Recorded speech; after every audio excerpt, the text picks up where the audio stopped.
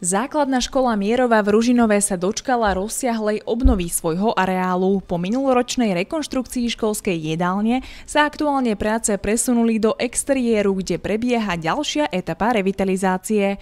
Ten doteraz nezodpovedal potrebám žiakov ani moderným štandardom. Priestory boli zastarané a pre šport či voľnočasové aktivity neposkytovali dostatočné podmienky. Vlastne sa zrevitalizujú všetky ihriská aktuálne, ktoré tu máme. Vymení sa povrch ihriska, pribudne boulder stena, skôšová stena, pribudne minigolf, trampolíny, cvičiace prvky.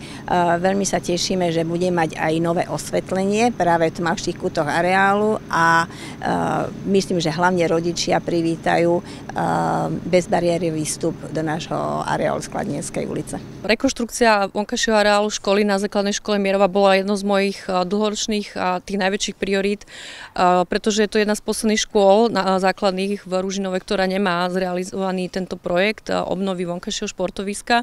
A teda jednak aj preto, že toto je škola, ktorá je moja srdcová, pretože mi tu chodí syn a chodila som tu aj ja, čiže k tejto škole mám vzťah dlhoročný a teda som aj poslankyňa Gešna za Prievoz a jediná škola základná v Prievoze je práve Mierova. Cieľom projektu je modernizovať areál školy a vytvoriť atraktívne podmienky pre šport a voľnočasové aktivity nielen žiakov, ale aj miestnej komunity. Keď pozriete fotky, tak na tom multifunkčnom ihrisku stála voda, keď zapršalo a bolo betónové a naozaj vyrastala burina, už praskalo, čiže to bolo podľa mňa také najakútnejšie a keď už teda sa robí ten multifunkčné ihrisko, tak je fajn, že sa urobí už komplet teda aj okolie, takže nebude to len o tom multifunkčnom ihrisku.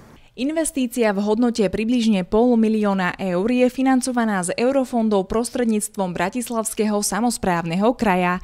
Práce by mali byť dokončené do novembra tohto roka. Pre TVR Valeria Konevých.